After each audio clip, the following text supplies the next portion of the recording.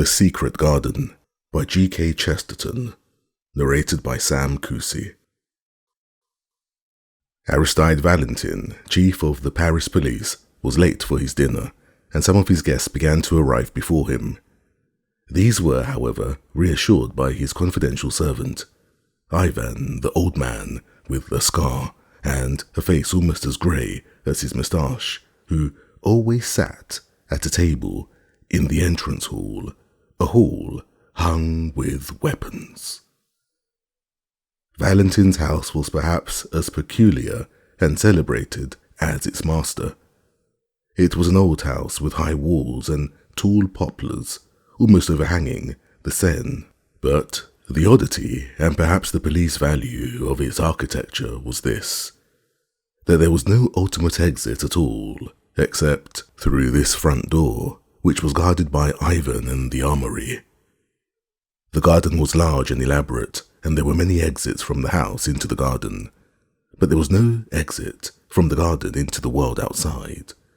All round it ran a tall, smooth, unscalable wall with special spikes at the top. No bad garden, perhaps, for a man to reflect in whom some 100 criminals had sworn to kill. As Ivan explained to the guests, their host had telephoned that he was detained for 10 minutes. He was, in truth, making some last arrangements about executions and such ugly things, and though these duties were rootedly repulsive to him, he always performed them with precision. Ruthless in the pursuit of criminals, he was very mild about their punishment. Since he had been supreme over French, and largely over European, political methods, his great influence had been honourably used for the mitigation of sentences and the purification of prisons. He was one of the great humanitarian French free thinkers, and the only thing wrong with them is that they make mercy even colder than justice. When Valentin arrived, he was already dressed in black clothes and the red rosette, an elegant figure, his dark beard already streaked with grey. He went straight through his house to his study, which opened on the grounds behind. The garden door of it was open, and after he had carefully locked his box in its official place, he stood for a few seconds at the open door, looking out upon the garden. A sharp moon was fighting with the flying rags and tatters of a storm, and Valentin regarded it with a wistfulness unusual in such scientific natures of his. Perhaps such scientific natures have some psychic prevision of the most tremendous problem of their lives. From any such occult mood, at least, he quickly recovered, for he knew he was late, and that his guests had already begun to arrive. A glance at his drawing room when he entered it was enough to make certain that his principal guest was not there, at any rate. He saw all the other pillars of the little party. He saw Lord Galloway, the English ambassador, a choleric old man with a russet face like an apple, wearing the blue ribbon of the Garter. He saw Lady Galloway, slim and thread-like, with silver hair and a face sensitive and superior. He saw her daughter, Lady Margaret Graham, a pale and pretty girl with an elfish face and copper-coloured hair. He saw the Duchess of Mont Saint-Michel, black-eyed and opulent, and with her 2 daughters, black-eyed and opulent also. He saw Dr. Simon, a typical French scientist with glasses, a pointed brown beard, and a forehead barred with those parallel wrinkles which are the penalty of superciliousness, since they come through constantly, elevating the eyebrows. He saw Father Brown, of Cobhole, in Essex, whom he had recently met in England.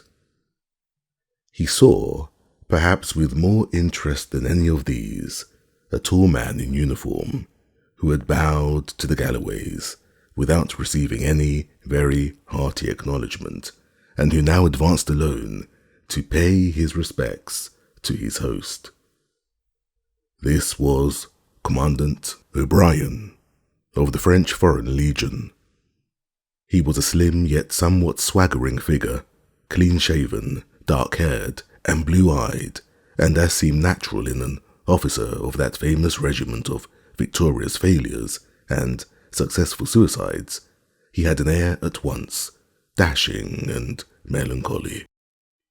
He was by birth an Irish gentleman, and in boyhood had known the Galloways, especially Margaret Graham. He had left his country after some crash of debts, and now expressed his complete freedom from British etiquette by swinging about in uniform, sabre and spurs. When he bowed to the ambassador's family, Lord and Lady Galloway bent stiffly, and Lady Margaret looked away. But for whatever odd causes such people might be interested in each other, their distinguished host was not especially interested in them. No one of them, at least, was, in his eyes, the guest of the evening. Valentin was expecting, for special reasons, a man of worldwide fame, whose friendship he had secured during some of his great detective tours and triumphs in the United States. He was expecting Julius K. Brain, that multimillionaire whose colossal and even crushing endowments of small religions have occasioned so much easy sport and easier solemnity for the American and English papers. Nobody could quite make out whether Mr. Brain was an atheist or a Mormon or a Christian Scientist, but he was ready to pour money into any intellectual vessel so long as it was an untried vessel. One of his hobbies was to wait for the American Shakespeare, a hobby more patient than angling. He admired Walt Whitman, but thought that Luke P. Tanner of Paris, PA, was more progressive than Whitman any day. He liked anything that he thought progressive. He thought Valentin progressive, thereby doing him a grave injustice. The solid appearance of Julius K. Brain in the room was as decisive as a dinner bell. He had this great quality, which very few of us could claim, that his presence was as big as his absence. He was a huge fellow, as fat as he was tall, clad in complete evening black, without so much relief as a watch chain or a ring. His hair was white and well brushed back like a German's. His face was red, fierce and cherubic, with one dark tuft under the lower lip that threw up that otherwise infantile visage with an effect theatrical and even Mephistophelian. Not long, however, did that salon merely stare at the celebrated American. His lateness had already become a domestic problem, and he was sent with all speed into the dining room with Lady Galloway on his arm. Except on one point, the Galloways were genial and casual enough, so long as Lady Margaret did not take the arm of that adventurer O'Brien. Her father was quite satisfied, and she had not done so. She had decorously gone in with Dr. Simon. Nevertheless, old Lord Galloway was restless and almost rude. He was diplomatic enough during dinner, but when over the cigars, three of the younger men, Simon the doctor, Brown the priest, and the detrimental O'Brien, the exile of a foreign uniform, all melted away to mix with the ladies or smoke in the conservatory. Then the English diplomatist grew very undiplomatic indeed. He was stung every 60 seconds with the thought that the scamp O'Brien might be signalling to Margaret somehow. He did not attempt to imagine how. He was left over the coffee with Brain, the hoary Yankee who believed in all religions, and Valentin, the grizzled Frenchman who believed in none. They could argue with each other, but neither could appeal to him. After a time, this progressive logomachy had reached a crisis of tedium. Lord Galloway got up also and sought the drawing-room. He lost his way in long passages for some 6 or 8 minutes, till he heard the high-pitched, didactic voice of the doctor, and then the dull voice of the priest, followed by general laughter. They also, he thought with a curse, were probably arguing about science and religion. But the instant he opened the salon door, he saw only one thing. He saw what was not there. He saw that Commandant O'Brien was absent, and that Lady Margaret was absent too. Rising impatiently from the drawing room, as he had from the dining room, he stamped along the passage once more. His notion of protecting his daughter from the Irish-Algerian ne'er-do-well had become something central and even mad in his mind.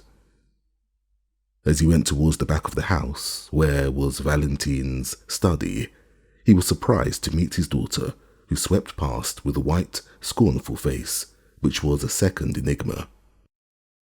If she had been with O'Brien, where was O'Brien? If she had not been with O'Brien, where had she been? With a sort of senile and passionate suspicion, he groped his way to the dark back parts of the mansion, and eventually found the servants' entrance that opened onto the garden. The moon with her scimitar had now ripped up and rolled away all the storm rack. The argent light lit up all four corners of the garden. A tall figure in blue was striding across the lawn towards the study door. A glint of moonlit silver on his facings picked him out as Commandant O'Brien. He vanished through the French windows into the house, leaving Lord Galloway in an indescribable temper, at once virulent and vague. The blue and silver garden, like a scene in a theatre, seemed to taunt him with all that tyrannic tenderness against which his worldly authority was at war. The length and grace of the Irishman's stride enraged him, as if he were a rival instead of a father. The moonlight maddened him. He was trapped as if by magic into a garden of troubadours, a Watteau fairyland, and willing to shake off such amorous imbecilities by speech, he stepped briskly after his enemy. As he did so, he tripped over some tree or stone in the grass, looked down at it first with irritation, and then a second time with curiosity. The next instant the moon and the tall poplars looked at an unusual sight. An elderly English diplomatist running hard and crying or bellowing as he ran.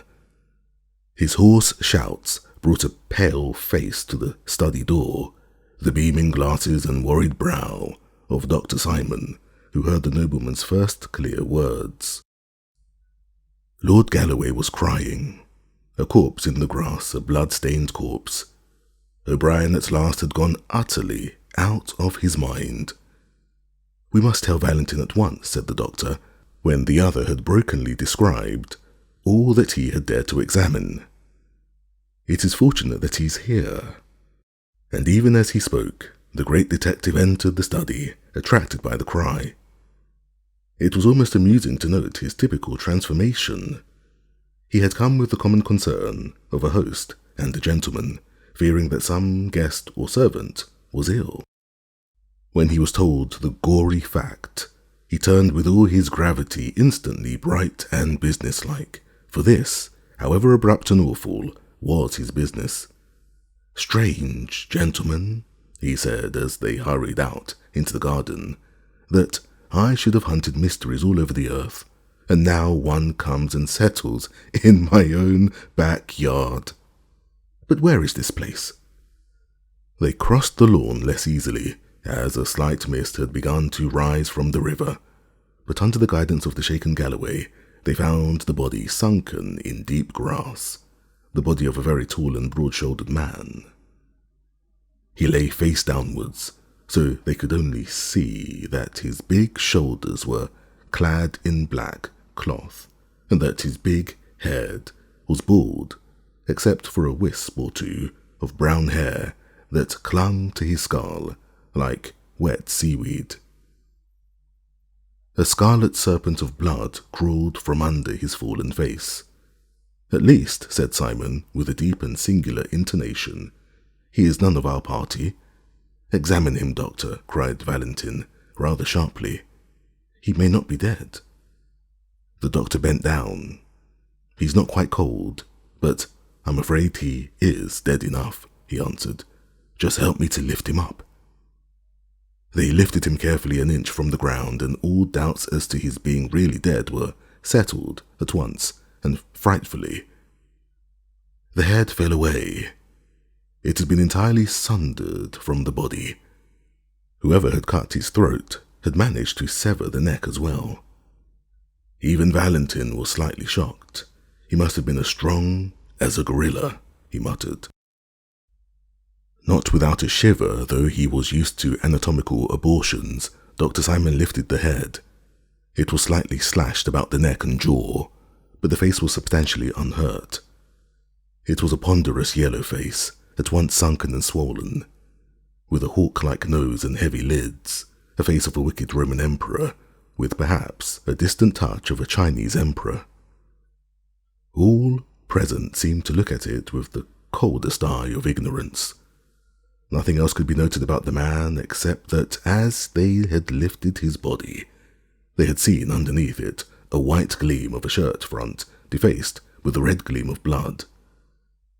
As Dr. Simon said, the man had never been of their party, but he might very well have been trying to join it, for he had come dressed for such an occasion. Valentin went down on his hands and knees and examined, with his closest professional attention, the grass and ground for some 20 yards round the body, in which he was assisted less skilfully by the doctor and quite vaguely by the English lord. Nothing rewarded their grovellings except a few twigs, snapped and chopped into very small lengths, which Valentin lifted for an instant's examination and then tossed away. "Twigs," he said gravely. "Twigs, and a total stranger with his head cut off. That is all there is on this lawn." There was an almost creepy stillness, and then the unnerved Galloway called out sharply, "Who's that? Who's that over there by the garden wall?" A small figure, with a foolishly large head, drew waveringly near them in the moonlit haze, looked for an instant like a goblin, but turned out to be the harmless little priest whom they had left in the drawing-room. "I say," he said meekly, "there are no gates to this garden, do you know?" Valentin's black brows had come together somewhat crossly, as they did on principle at the sight of the cassock. But he was far too just a man to deny the relevance of the remark. "You are right," he said. "Before we find out how he came to be killed, we may have to find out how he came to be here. Now listen to me, gentlemen. If it can be done without prejudice to my position and duty, we shall all agree that certain distinguished names might be kept out of this. There are ladies, gentlemen, and there is a foreign ambassador. If we must mark it down as a crime, then it must be followed up as a crime. But till then I can use my own discretion. I am the head of the police. I am so public that I can afford to be private.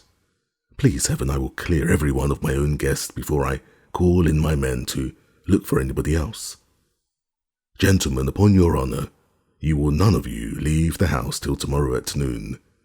There are bedrooms for all. Simon, I think you know where to find my man, Ivan, in the front hall. He's a confidential man. Tell him to leave another servant on guard and come to me at once.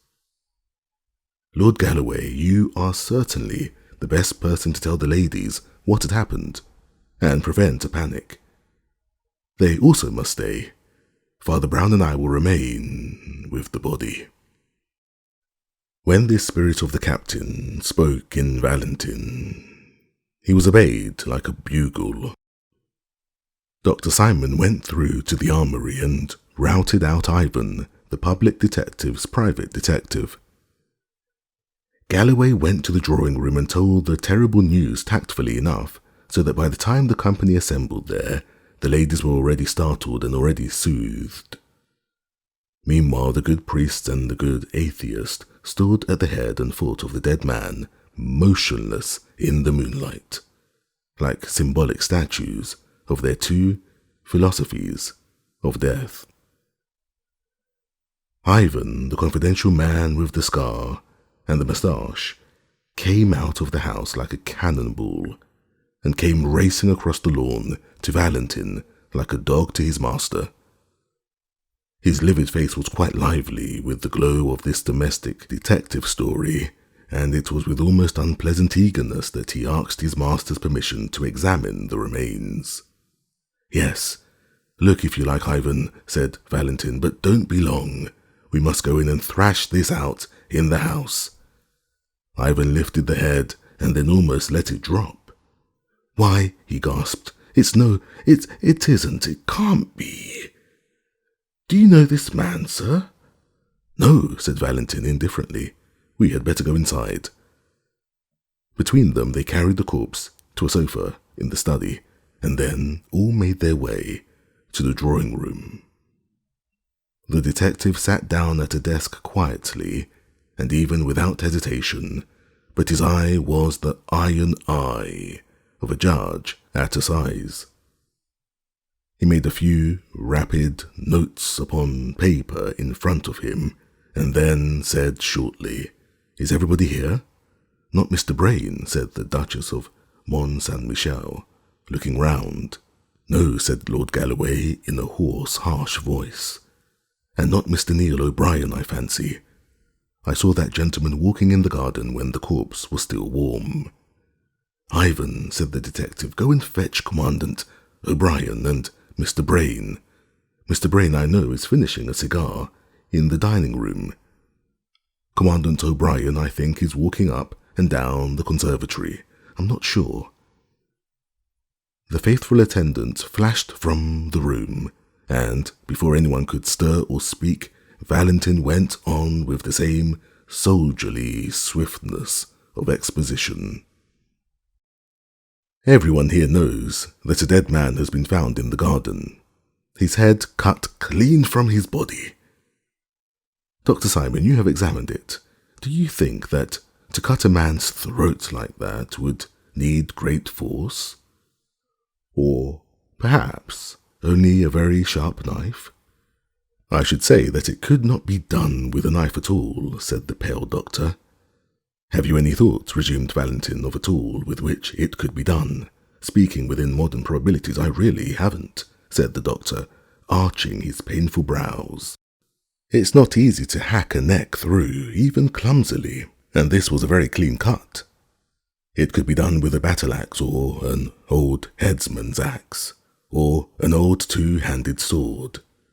"But good heavens," cried the Duchess almost in hysterics, "there aren't any two-handed swords and battle-axes round here." Valentin was still busy with the paper in front of him. "Tell me," he said, still writing rapidly, "could it have been done with a long French cavalry sabre?" A low knocking came at the door, which, for some unreasonable reason, curdled everyone's blood like the knocking in Macbeth. Amid that frozen silence, Dr. Simon managed to say, "A sabre, yes, I suppose it could." "Thank you," said Valentin. "Come in, Ivan." The confidential Ivan opened the door and ushered in Commandant Neil O'Brien, whom he had found at last pacing the garden again.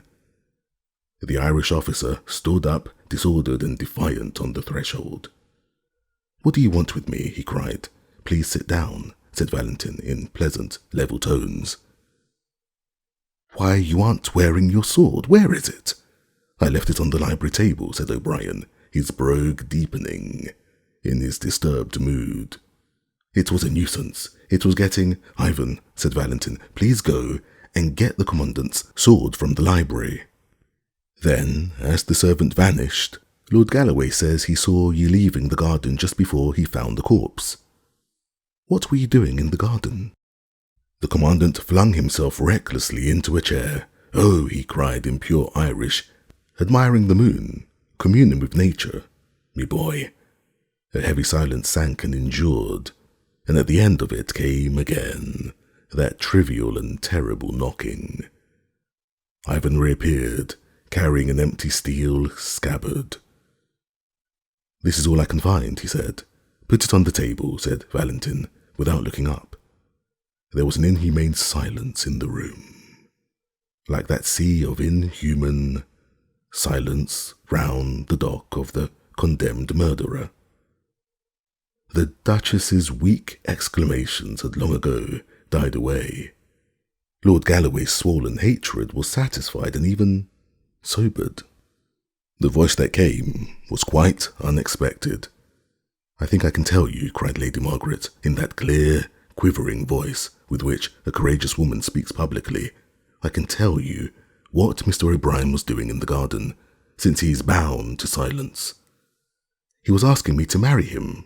I refused. I said in my family circumstances I could give him nothing but my respect. He was a little angry at that. He did not seem to think much of my respect. I wonder," she added with rather a wan smile, "if he will care at all for it now. For I offer it him now. I will swear anywhere that he never did a thing like this." Lord Galloway had edged up to his daughter and was intimidating her in what he imagined to be an undertone. "Hold your tongue, Maggie," he said in a thunderous whisper. "Why should you shield the fellow? Where's his sword? Where's his confounded cavalry?" He stopped because of the singular stare with which his daughter was regarding him, a look that was indeed a lurid magnet for the whole group. "You old fool," she said in a low voice without pretense of piety. "What do you suppose you are trying to prove? I tell you this man was innocent while with me. But if he wasn't innocent, he was still with me. If he murdered a man in the garden, who was it? Who must have seen? Who must have at least known? Do you hate Neil so much as to put your own daughter?" Lady Galloway screamed. Everyone else sat tingling at the touch of those satanic tragedies that have been between lovers before now. They saw the proud white face of the Scotch aristocrat and her lover, the Irish adventurer, like old portraits in the dark house. The long silence was full of formless historical memories of murdered husbands and poisonous paramours. In the centre of this morbid silence, an innocent voice said, "Was it a very long cigar?" The change of thought was so sharp that they had to look round to see who had spoken. "I mean," said little Father Brown, from the corner of the room, "I mean that cigar Mr. Brain is finishing. It seems nearly as long as a walking stick." Despite the irrelevance, there was assent as well as irritation in Valentin's face as he lifted his head.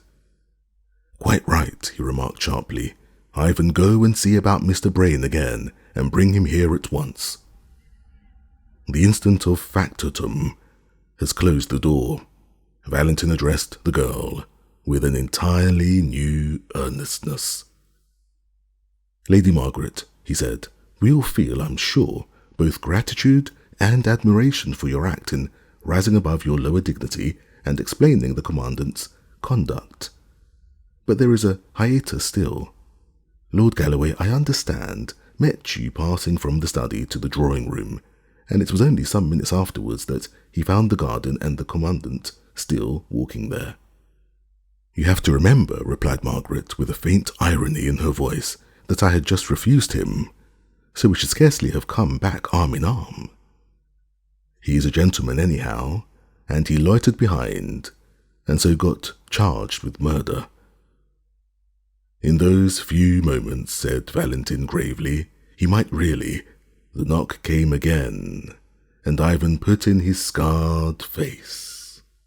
"Beg pardon, sir," he said, "but Mr. Brain has left the house."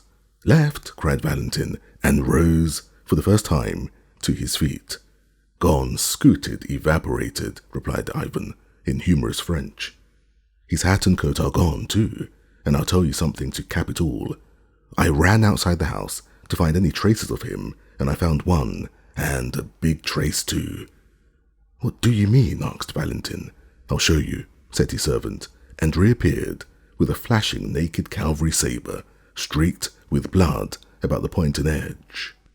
Everyone in the room eyed it as if it were a thunderbolt, but the experienced Ivan went on quietly. "I found this," he said, flung among the bushes 50 yards up the road to Paris.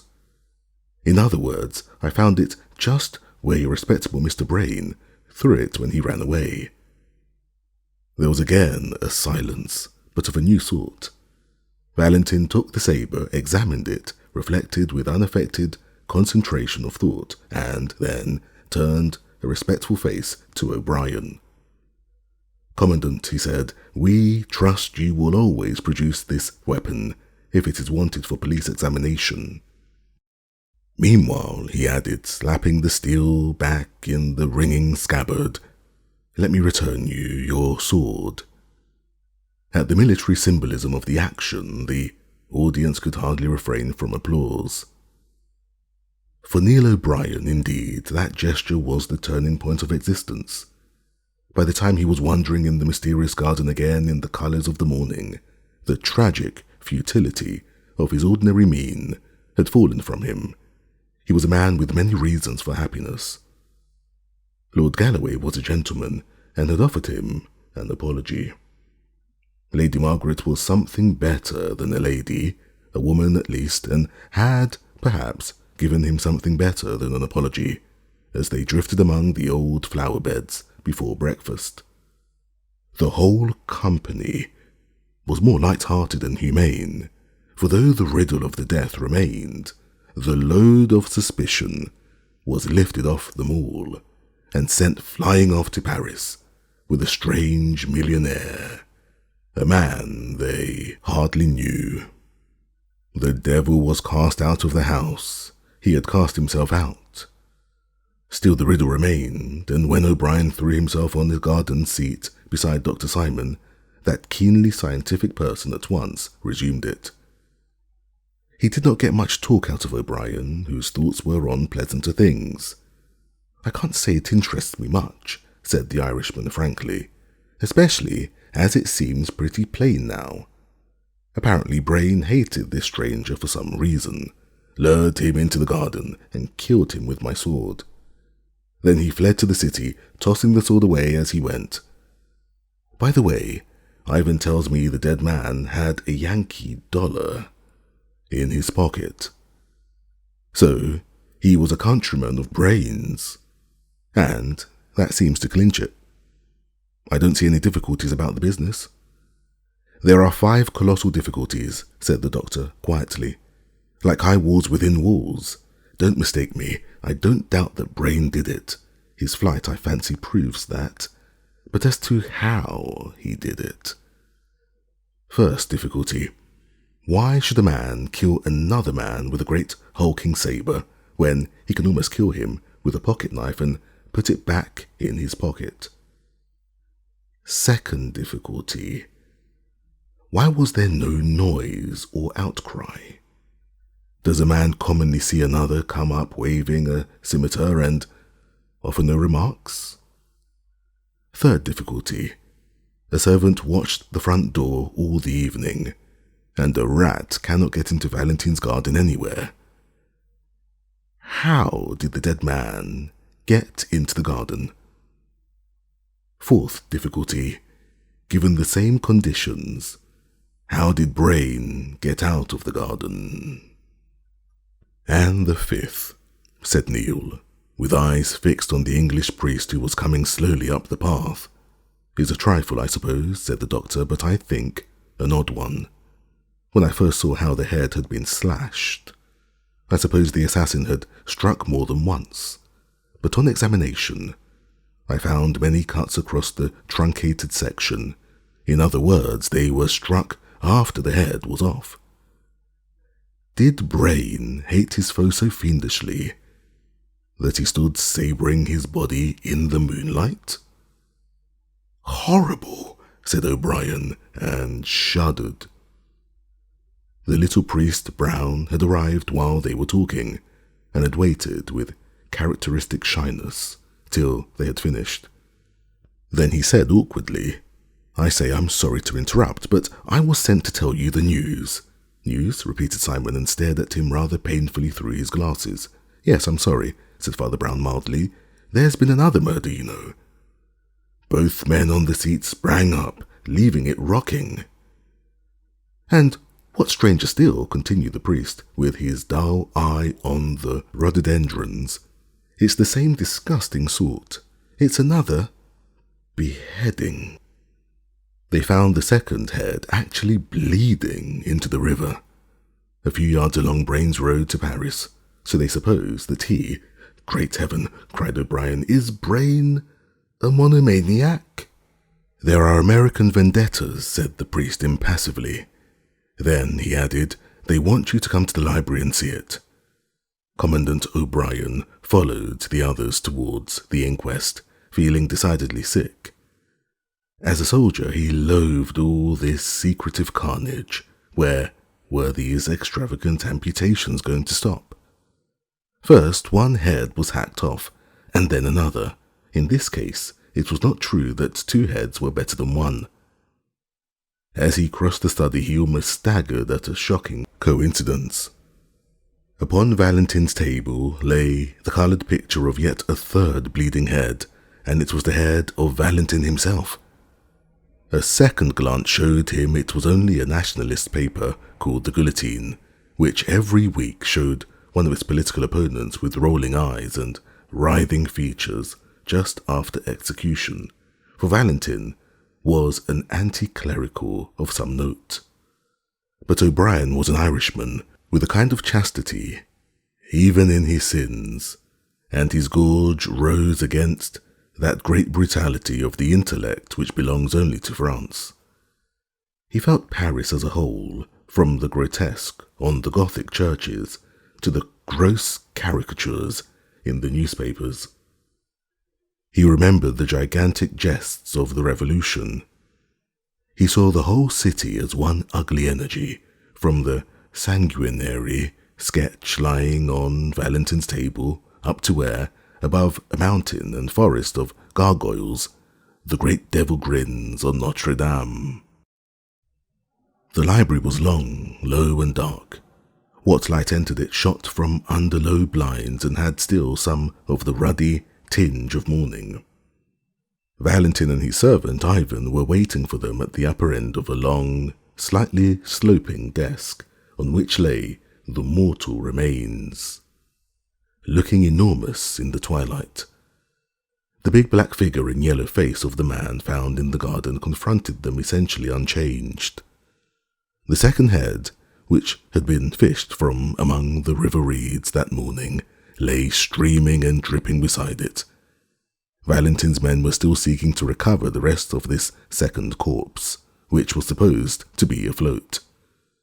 Father Brown, who did not seem to share O'Brien's sensibilities in the least, went up to the second head and examined it with his blinking care. It was little more than a mop of wet white hair, fringed with silver fire in the red and leather morning light. The face, which seemed of an ugly, empurpled and perhaps criminal type, had been much battered against trees and stones as it tossed in the water. "Good morning, Commandant O'Brien," said Valentin with quiet cordiality. "You have heard of Brain's last experiment in butchery, I suppose?" Father Brown was still bending over the head with white hair, and he said, without looking up, "I suppose it is quite certain that Brain cut off his head too." "Well, it seems common sense," said Valentin, with his hands in his pockets.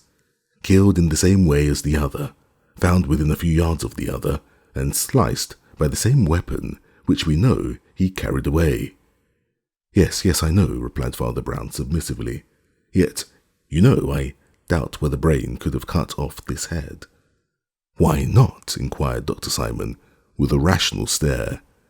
"Well, Doctor," said the priest, looking up blinking, "can a man cut off his own head? I don't know." O'Brien felt an insane universe crashing about his ears, but the doctor sprang forward with impetuous practicality and pushed back the wet white hair. "Oh, there's no doubt it's Brain," said the priest quietly. "He had exactly that chip in his left ear." The detective, who had been regarding the priest with steady and glittering eyes, opened his clenched mouth and said sharply, "You seem to know a lot about him, Father Brown." "I do," said the little man simply. "I've been about with him for some weeks. He was thinking of joining our church." The star of the fanatic sprang into Valentin's eyes. He strode towards the priest with clenched hands, and perhaps, he cried, with a blasting sneer, perhaps he was also thinking of leaving all his money to your church. The star of the fanatic sprang into Valentin's eyes. He strode toward the priest with clenched hands. And perhaps, he cried, with a blasting sneer, perhaps he was also thinking of leaving all his money to your church. Perhaps he was, said Brown stolidly. It is possible. In that case, cried Valentin, with a dreadful smile, you may indeed know a great deal about him, about his life and about his... Commandant O'Brien laid a hand on Valentin's arm. Drop that slanderous rubbish, Valentin, he said, or there may be more swords yet. But Valentin, under the steady, humble gaze of the priest, had already recovered himself. Well, he said shortly, people's private opinions can wait. You gentlemen are still bound by your promise to stay. You must enforce it on yourselves and on each other. Ivan here will tell you anything more you want to know. I must get to business and write to the authorities. We can't keep this quiet any longer. I shall be writing in my study if there's any more news.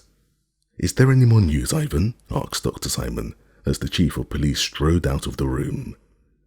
Only one more thing, I think, sir, said Ivan, wrinkling up his grey old face.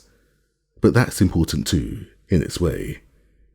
There's that old buffer you found in the lawn.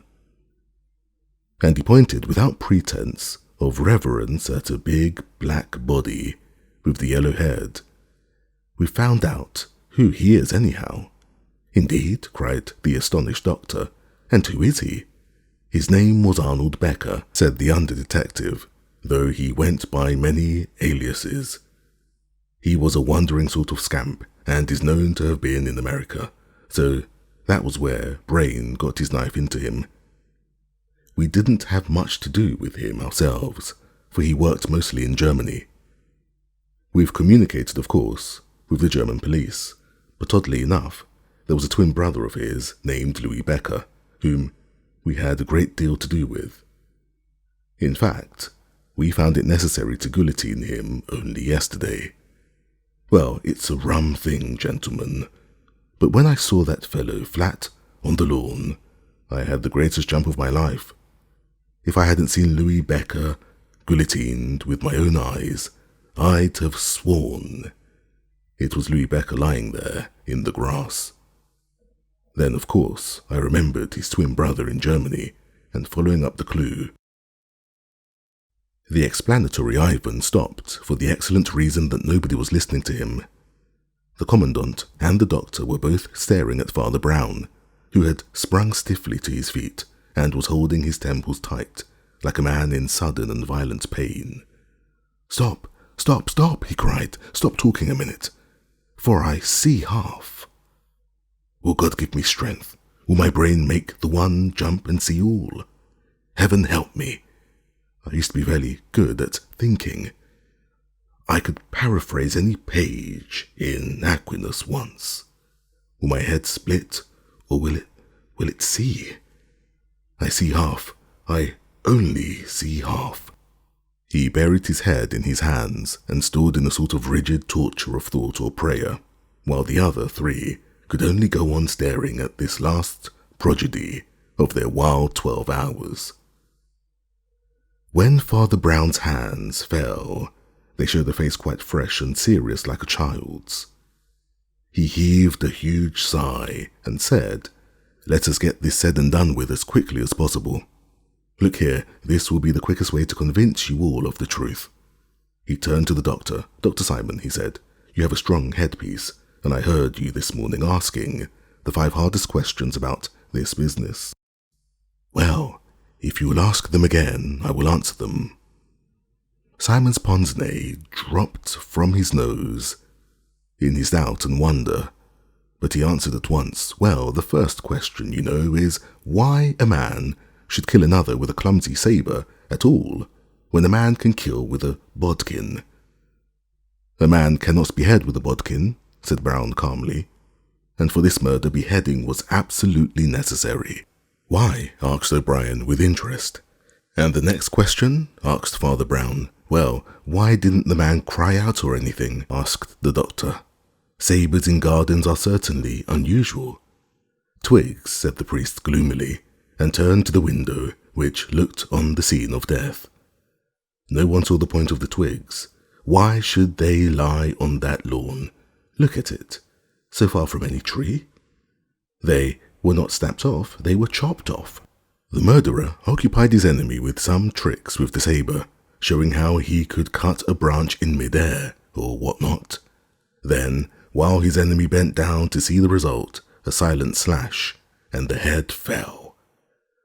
Well, said the doctor slowly, that seems plausible enough, but my next two questions will stump anyone. The priest still stood looking critically out of the window and waited. You know how all the garden was sealed up like an airtight chamber, went on the doctor. Well, how did the strange man get into the garden? Without turning round, the little priest answered, there never was any strange man in the garden. There was a silence, and then a sudden cackle of almost childish laughter relieved the strain. The absurdity of Brown's remark moved Ivan to open taunts. Oh, he cried, then we didn't lug a great fat corpse onto a sofa last night? He hadn't got into the garden, I suppose? Got into the garden? Repeated Brown, reflectively. No, not entirely. Hang it all, cried Simon, a man gets into a garden or he doesn't. Not necessarily, said the priest, with a faint smile. What is the next question, Doctor? I fancy you're ill, exclaimed Dr. Simon sharply, but I'll ask the next question if you like. How did Brain get out of the garden? He didn't get out of the garden, said the priest, still looking out of the window. Didn't get out of the garden, exploded Simon. Not completely, said Father Brown. Simon shook his fists in the frenzy of French logic. A man gets out of a garden, or he doesn't, he cried. Not always, said Father Brown. Dr. Simon sprang to his feet impatiently. I have no time to spare on such senseless talk, he cried angrily. If you can't understand a man being on one side of a wall or the other, I won't trouble you further. Doctor, said the cleric very gently, we have always got on very pleasantly together, if only for the sake of old friendship. Stop and tell me your fifth question. The impatient Simon sank into a chair by the door and said briefly, the head and shoulders were cut about in a queer way. It seemed to be done after death. Yes, said the motionless priest, it was done so as to make you assume exactly the one simple falsehood that you did assume. It was done to make you take for granted that the head belonged to the body. The borderland of the brain, where all the monsters are made, moved horribly in the Gaelic O'Brien. He felt the chaotic presence of all the horsemen and fishwomen that man's unnatural fancy has begotten. A voice older than his first father's seemed saying in his ear, keep out of the monstrous garden where grows the tree with double fruit. Avoid the evil garden where died the man with two heads. Yet, while these shameful symbolic shapes passed across the ancient mirror of his Irish soul, his Frenchified intellect was quite alert, and was watching the odd priest as closely and incredulously as all the rest. Father Brown had turned round at last and stood against the window, with his face in dense shadow, but even in that shadow they could see it was pale as ashes. Nevertheless, he spoke quite sensibly, as if there were no Gaelic souls on earth. Gentlemen, he said, you did not find that strange body of Becca in the garden? You did not find any strange body in the garden. In face of Dr. Simon's rationalism, I still affirm that Becca was only partly present. Look here, you never saw that man in your lives. Did you ever see this man? He rapidly rolled away the bald yellow head of the unknown and put in its place the white, maned head beside it. And there, complete, unified, unmistakable, lay Julius K. Brain. The murderer, went on Brown quietly, hacked off his enemy's head, and flung the sword far over the wall. But he was too clever to fling the sword only. He flung the head over the wall also. Then he had only to clap on another head to the corpse, and you all imagined a totally new man. "Clap on another head," said O'Brien, staring. "What other head? Heads don't grow on garden bushes, do they?" "No," said Father Brown huskily, and looking at his boots. "There is only one place where they grow. They grow in the basket of the guillotine, beside which the chief of police, Aristide Valentin, was standing not an hour before the murder. Oh, my friends, hear me a minute more before you tear me in pieces. Valentin is an honest man, if being mad for an arguable cause is honesty. But did you never see in that cold, grey eye of his that he's mad? He would do anything to break what he calls the superstition of the cross. He has fought for it and starved for it, and now he has murdered for it. Brain's crazy millions had hitherto been scattered among so many sects that they did little to alter the balance of things. But Valentin heard a whisper that Brain, like so many scatterbrained skeptics, was drifting to us, and that was quite a different thing. Brain would pour supplies into the impoverished and pugnacious Church of France. He would support 6 nationalist newspapers like the Guillotine. The battle was already balanced on the point, and the fanatic took flame at the risk. He resolved to destroy the millionaire, and he did it as one would expect the greatest of detectives to commit his only crime. He abstracted the severed head of Becker on some chronological excuse and took it home in his official box. He had that last argument with Brain that Lord Galloway did not hear the end of. That failing, he led him out into the sealed garden, talked about swordsmanship, used twigs and a sabre for illustration, and Ivan of the Scar sprang up. "You lunatic," he yelled. "You'll go to my master now if I take you by—" "Why, I was going there," said Brown heavily. "I must ask him to confess and all that," driving the unhappy Brown before them like a hostage or sacrifice. They rushed together into the sudden stillness of Valentin's study. The great detective sat at his desk, apparently too occupied to hear their turbulent entrance. They paused a moment, and then something in the look of that upright and elegant back made the doctor run forward suddenly. A touch and a glance showed him that there was a small box of pills at Valentin's elbow, and that Valentin was dead in his chair.